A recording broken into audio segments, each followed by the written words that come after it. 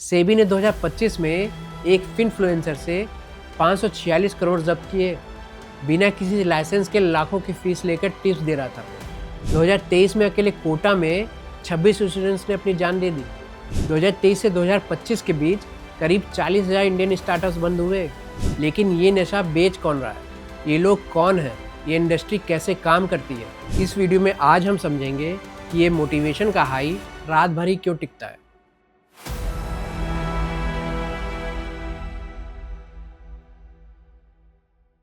रात के 2 बज रहे हैं। एक लड़का है, इस कहानी के लिए उसको हम राहुल बोलेंगे।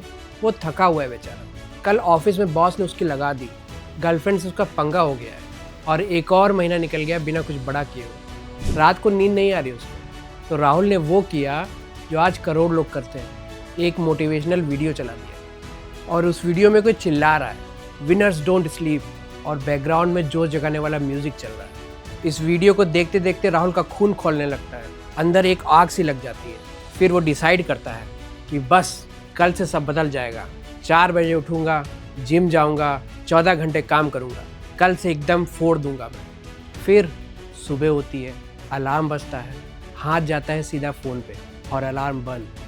थोड़ी देर लेटा रहता है वो, फिर आँख खुलती तो 9 बज रहे होते। वही कमरा, वही थकान और वही राहुल। कुछ नहीं बदला, रात का सारा जोश हवा हो गया।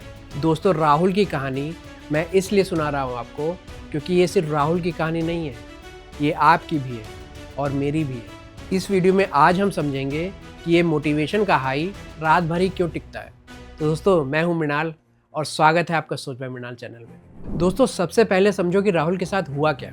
हमारा दिमाग ना एक अजीब मशीन है, इसे असली और नकली में फ़र्क करना आता ही नहीं। जब राहुल ने उस वीडियो में किसी बिलियनियर की सक्सेस स्टोरी देखी, लैम्बोर्गिनी, प्राइवेट जेट, स्टेज पे खड़े होकर वो तालियां लूट रहा है, तो उसके दिमाग में डोपामिन रिलीज़ हुआ। और ये डोपामिन क्या है?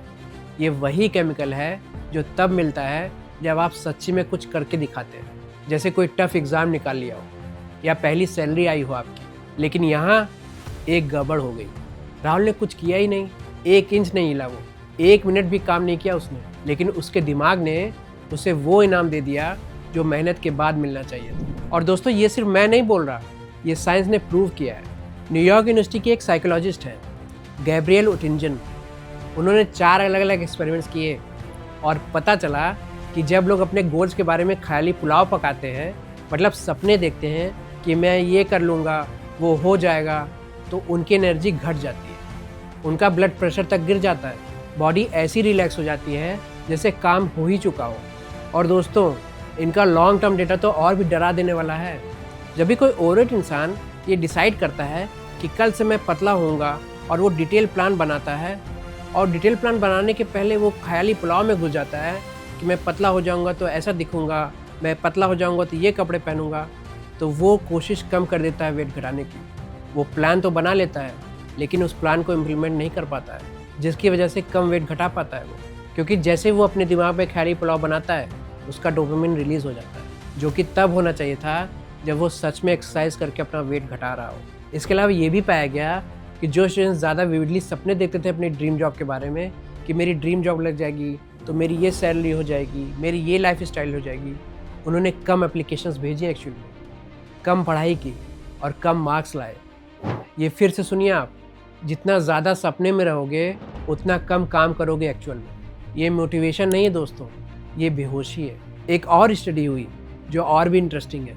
साइकोलॉजिस्ट पीटर गोल्डविट्ज़र ने दिखाया कि जब आप अपने गोल दूसरों को बता देते हो कि भाई देख मैं ये करने वाला हूँ, वो करने वाला हूँ, और वो लोग बोल देते हैं वाह यार तुम तो कमाल करने वाले हो, तो बस आपके दिमाग पहले ही इनाम दे देता है डोपामिन के रूप में, जो कि दिमाग को तब देना चाहिए जब आप एक्चुअल में वो गोल अचीव करें। साइकोलॉजिस्ट पीटर गोल्डविट्ज़र ने अपने एक्सपेरिमेंट में पाया कि उनके एक्सपेरिमेंट में पार्टिसिपेट कर रहे कुछ लॉ स्टूडेंट्स जब वो बोलते हैं सामने से कि मैं बहुत मेहनत करूँगा, तो उन्होंने जल्दी ही अपने हाथ खड़े कर दिए, और जो चुपचाप लगे रहे वो ज़्यादा देर तक टिके। सोचो, राहुल ने इंस्टाग्राम पे स्टोरी डाल दी 4 AM gym starts now, likes आ गए, कमेंट्स आ गए, किसी ने कमेंट कर दिया कि भाई तुझसे सीखना चाहिए। बस राहुल को डोपामिन मिल गया। अब सुबह अलार्म बजेगा तो उठने के मन ही नहीं करेगा, दिमाग को तो डोपामिन मिल चुका है ना पहले से। दिमाग को तो ऑलरेडी लग रहा है कि काम हो गया है। स्टैनफोर्ड की एक साइकेट्रिस्ट है अन्ना लेम्के, उन्होंने बताया कि डोपामिन एक झूले की तरह काम करता है। जब आप आर्टिफिशियली डोपामिन बढ़ाते हो, चाहे मोटिवेशनल वीडियो से हो चाहे रील से हो, तो दिमाग बैलेंस करने के लिए उसे नीचे गिरा देता है। मतलब एक वीडियो देखने के बाद थोड़ी देर अच्छा लगता है, बट उसके बाद पहले से भी ज़्यादा ख़राब फील होता है। तो उस कंडीशन में आप क्या करते हो? उस ख़राब फीलिंग से उबरने के लिए एक और वीडियो, फिर और ख़राब फीलिंग, और फिर और वीडियो, और ये डार्क लूप चलता जाता है। ये एक नशे जैसा है दोस्तों, बिल्कुल वैसे जैसे कोई नशे का आदी बार बार वही चीज़ चाहता है, और जैसे नशे का सौदागर चाहता है कि तुम बार बार आओ। ये मोटिवेशन वाले भी यही चाहते हैं दोस्तों। हमारी कहानी का राहुल तो इस चक्कर में फंस गया दोस्तों। लेकिन ये नशा बेच कौन रहा है? ये लोग कौन है? ये इंडस्ट्री कैसे काम करती है और ये कितनी बड़ी है? दोस्तों अब जो मैं बताऊंगा वो सुन के आपको बहुत गुस्सा आएगा। 2006 में एक किताब आई थी, द सीक्रेट। इसने दुनिया को एक सीधा साधा फॉर्मूला बेच दिया, लॉ ऑफ अट्रैक्शन। मतलब अगर किसी चीज़ को पूरी शिद्दत से चाहो तो पूरी कायनात मिल जाएगी उससे दिलाने में आपको। ये लाइन है तो फिल्मी और सुनने में बहुत अच्छी लगती है ना? और अच्छी इसलिए लगती है क्योंकि ये वो बात है जो हम सुनना चाहते हैं, कि सब हमारे हाथ में है, कि बस सोचना काफ़ी है। लेकिन दोस्तों ज़रा रुको, एक सेकंड के लिए इस बात को उल्टा करके देखो। अगर सब कुछ सोचने से मिलता है तो ये भी सही हुआ ना कि अगर आपके पास कुछ नहीं है तो गलती आपकी है, सही नहीं सोचा होगा आपने। गरीबी है तो माइंडसेट प्रॉब्लम है आपकी, इसलिए गरीबी है। बीमारी है तो बहुत नेगेटिव एनर्जी है आपके अंदर, इसलिए बीमारी है। जॉब नहीं लगी, आपने ठीक से मैनिफेस्ट नहीं किया होगा, इसलिए जॉब नहीं लगी। साइकोलॉजी में इसे कहते हैं विक्टिम ब्लेमिंग। मतलब किसी के साथ कुछ भी गलत हो रहा हो तो गलती उसी की खुद है, ना हालात की है, ना सिस्टम की है, और ना किस्मत की है। यही सब मोटिवेशनल स्पीकर आपको बोल के बेचते हैं, और इसी सोच से पैदा होती है टॉक्सिक पॉजिटिविटी, मतलब गुड वाइब्स ओनली। हमेशा खुश रहो, हमेशा पॉजिटिव रहो, कोई भी नेगेटिव फीलिंग रखना मतलब गुनाह है। अब सोचो दोस्तों, ये कितना खतरनाक है। एक इंसान जो सच में मुश्किल में है, उसे कहना कि भाई तेरी सोच गलत है इसलिए तेरे साथ ऐसा हो रहा है, ऐसा बोलना उस मुश्किल में फंसे इंसान के लिए मदद नहीं, टॉर्चर है। एक साइकोलॉजिस्ट है सूजन डेविड, वो कहती हैं कि हमारे इमोशंस असलियत में डेंजर सिग्नल्स हैं। अगर किसी को गुस्सा आ रहा है तो वो गुस्सा बताता है कि भाई तेरे साथ कुछ गलत हो रहा है, और डर बताता है कि कुछ इंपॉर्टेंट है जो खो सकता है। उदासी बताती है कि कुछ टूटा है अंदर से आपको। अब अगर कोई आके बोले कि अलार्म बंद कर दो, गुड वाइब्स ओनली, तो क्या होगा? अलार्म बंद करने से आग नहीं बुझती। और जब तुम इमोशंस को ऐसे दबाते हो तो ये गायब नहीं होते, ये अंदर जाके बैठते हैं और धीरे धीरे एंग्जाइटी बन जाते हैं, डिप्रेशन बन जाते हैं। तो ये मोटिवेशनल स्पीकर्स जो पॉजिटिव सोचने का फॉर्मूला बेच रहे हैं, वह एक्चुअल में आपका अलार्म सिस्टम बंद करवा रहे हैं। लेकिन सवाल ये है दोस्तों, कितने लोग मानते क्यों हैं इनकी बात? एक सिंपल वजह है, सक्सेस स्टोरीज। पूरी तस्वीर समझने के लिए एक कहानी सुनिए, वर्ल्ड वार 2 की। जब American fighter planes world war 2 में जंग से वापस आती थी तो उन पे जगह जगह गोलियां लगी होती। इंजीनियर्स ने इन प्लेन्स को गौर से देखा, और सबसे ज़्यादा गोलियां प्लेन के पंखों पे थे और पीछे के हिस्सों में थे। तब एक मैथमेटिशियन आए, अब्राहम वॉल्ट। उन्होंने कहा कि अरे नहीं भाई, मजबूती वहाँ चाहिए जहाँ गोलियाँ दिख ही नहीं रही। क्यों? क्योंकि जिन प्लेन्स को वहाँ गोली लगी ना, वो तो वापस आए ही नहीं। हम सिर्फ बच के आए हुए प्लेन्स देख रहे हैं, जो मर गए उनका डाटा तो है ही नहीं हमारे पास। दोस्तों इसे कहते हैं सर्वाइवरशिप बायस। मतलब हम सिर्फ जीतने वालों को ही देखते हैं और सोचते हैं कि उनके तरीके में ही कोई जादू है। लेकिन वो लाखों लोग जो बिल्कुल वही सब करके डूब गए, वो दिखते नहीं हमें। जिम कॉलिंस की एक बहुत फेमस किताब है, गुड टू ग्रेट। इसने 11 कंपनीज ढूंढी जो ग्रेट बन गई थी। लेकिन 10 साल बाद क्या हुआ? 11 में से 6 कंपनीज नीचे आ गई। एक को तो $71 बिलियन का बेल आउट देना पड़ा। उनमें से एक कंपनी तो बंद ही हो गई। असली प्रॉब्लम ये थी कि कॉलिंस ने वो किताब लिखते वक्त कभी ये सोचा ही नहीं कि भाई कोई ऐसी कंपनी भी है जिसके पास ये सारी क्वालिटीज़ थी और फिर भी वो डूब गई। जवाब है हाँ, बहुत सारी थी। इंडिया में स्टार्टअप फेल होने की रेट 90% है पिछले 5 साल के अंदर। 2023 से 2025 के बीच करीब 40,000 इंडियन स्टार्टअप्स बंद हुए। लेकिन मोटिवेशनल स्पीकर सिर्फ वो 10% दिखाते हैं आपको जो बच गए, क्योंकि फेलियर्स बिक नहीं सकता, सिर्फ उम्मीद बिकती है। और ये उम्मीद बेचने का धंधा कितना बड़ा है जानते हो? इंडिया की कोचिंग और मोटिवेशन इंडस्ट्री 50,000 करोड़ से ऊपर पहुंच चुकी है। सिर्फ कोचिंग इंस्टीट्यूट से ही सरकार को 2,200 करोड़ की जीएसटी मिली 2020 में और 2024 में 5,500 करोड़, मतलब डबल सिर्फ 4 साल में। हर साल 20 लाख बच्चे नीट देते हैं। सीट्स कितनी हैं? 90,000। जेई में 10 लाख देते हैं। आईटी में सीट्स बस 10,000। यूपीएससी में 10 लाख से ज़्यादा अप्लाई करते हैं और सीट्स 1100। मतलब 99% बच्चों का रिजल्ट तो पहले से ही तय है। लेकिन कोचिंग इंडस्ट्री उन्हें ये बताएगी थोड़ी, वो तो सपना बेचती है। और जब वो सपना टूटता है, 2023 में अकेले कोटा में 26 स्टूडेंट्स ने अपनी जान दे दी। 2025 के पहले 4 महीनों में 13 और। जुलाई 2024 में दिल्ली के राजेंद्र नगर में एक कोचिंग सेंटर के बेसमेंट बारिश में पानी से भर गया।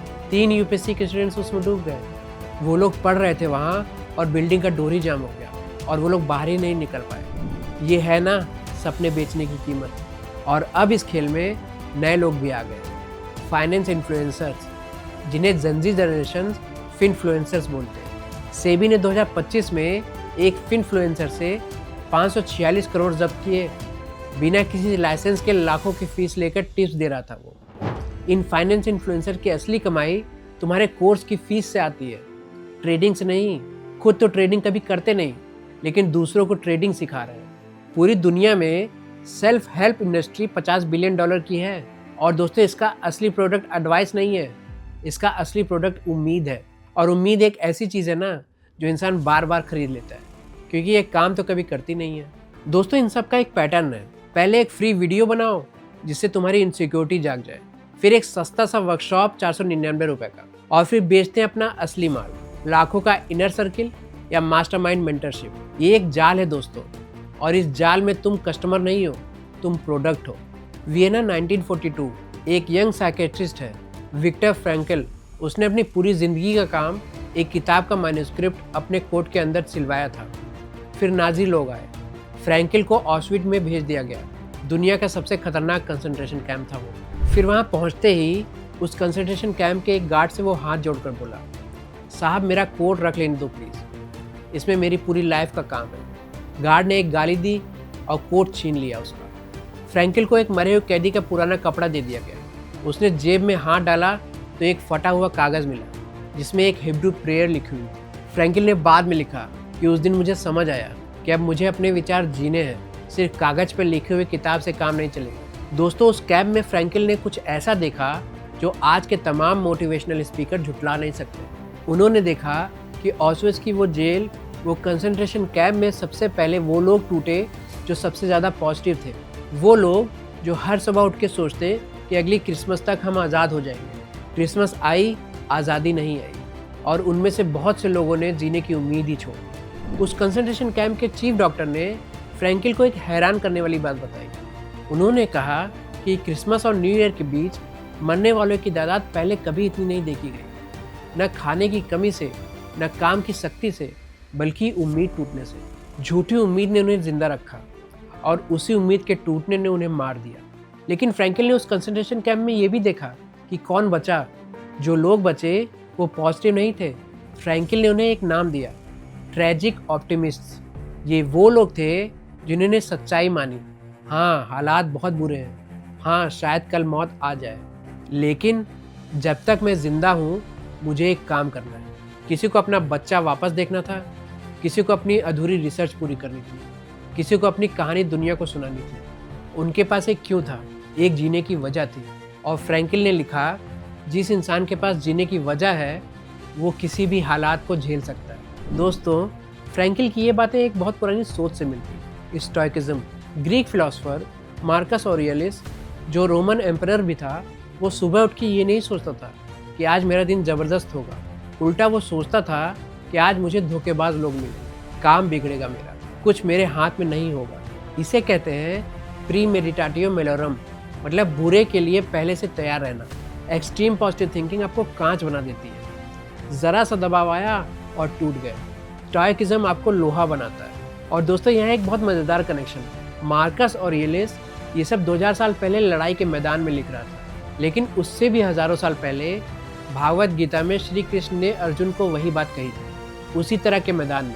कर्माण्य वाधिका रस्ते माँ फलेषु कदाचन, जिसका मतलब है कि तुम्हारा हक सिर्फ कर्म पे है, फल पे नहीं। रिजल्ट की चिंता छोड़ो, प्रोसेस पे ध्यान दो। इसे कहते हैं निष्काम कर्म, बिना फल की लालच के कर्म करते जाना। जेम्स क्लियर ने अपनी किताब एटॉमिक हैबिट्स में, जो कि एक न्यूयॉर्क बेस्ट सेलर बुक है, उसमें एक लाइन लिखी है जो इस पूरी वीडियो का सार है। You do not rise to the level of your goals, you fall to the level of your systems. इसका मतलब तुम अपने गोल्स की ऊंचाई तक नहीं पहुंचते, तुम अपने सिस्टम्स की गहराई में गिर जाते हो। मोटिवेशन एक कागज़ की आग है जो जितनी जल्दी जलती है उतनी ही जल्दी बुझ जाती है। और डिसिप्लिन एक अंगीठी है, धीरे धीरे सुलगती रहती है लेकिन रात भर गर्म रखती है। दोस्तों, याद है आपको राहुल? रात के 2 बज रहे हैं, स्क्रीन पे एक मोटिवेशनल वीडियो का थंबनेल चमक रहा है, कोई चिल्ला रहा है wake up, hustle and grind. लेकिन इस बार राहुल कुछ अलग करता है। वो फ़ोन रख देता है। वो अपने आप से एक सवाल पूछता है कि क्या ये वीडियो मुझे अच्छा इंसान बनाएगी या सिर्फ मेरी बेचैनी को थोड़ी देर के लिए शांत कर देगी। और उसे विक्टर फ्रैंकल याद आता है। उसने सपने नहीं देखे, उसने एक काम ढूंढा जो उस दिन उसको करना था, बस आज का एक काम। दोस्तों, मैं ये नहीं कह रहा हूँ कि सपने मत देखो, मैं ये कह रहा हूँ कि सपने देखने को काम मत समझ लो। असली मोटिवेशन उस स्क्रीन के अंदर नहीं है, असली मोटिवेशन बाहर है, उस बोरिंग काम को शुरू करने में जिसे तुम पिछले कई दिनों से टाल रहे हो। आज इनमें से कोई एक काम करो, सिर्फ एक, बोरिंग वाला, फीका वाला। क्योंकि दोस्तों, कामयाबी हमेशा बोरिंग रास्ते से ही आती है। सक्सेस सिर्फ सोच के खुश रहने से नहीं मिलती है उन दिनों में काम करने से जब बिल्कुल आपका मन नहीं होता। फल की चिंता छोड़ो, आज का काम करो, बाकी अपने आप हो। फ़ोन रखिए, लाइट बंद कीजिए, सो जाइए। और कल सुबह जब उठो, किसी स्पीकर के लिए नहीं, अपने सिस्टम के लिए काम करो। क्योंकि स्क्रीन पर चिल्लाने वाला बंदा आपका घर नहीं चलाएगा, आपकी मेहनत चलाएगी। तो दोस्तों, आज के लिए बस इतना ही। अगर इस वीडियो ने आपको सोचने पर मजबूर किया तो लाइक ज़रूर दबाओ। इसको अपने उस दोस्त को भेजो जिसको लगता है कि एक और मोटिवेशनल वीडियो देखने से ज़िंदगी बदल जाएगी। शायद ये वीडियो सच में उसकी सोच बदल दे। और कमेंट में बताओ तुम्हारा सिस्टम क्या है, वो एक बोरिंग काम क्या है जो तुम कल से शुरू करोगे। मैं पर्सनली पढ़ता हूँ कमेंट्स को। सब्सक्राइब करो और बेल आइकन दबाओ, क्योंकि अगले वीडियो में हम एक और ज़बरदस्त टॉपिक लेकर आएंगे। तब तक के लिए keep thinking, keep learning and keep growing. Ta-ta, bye bye.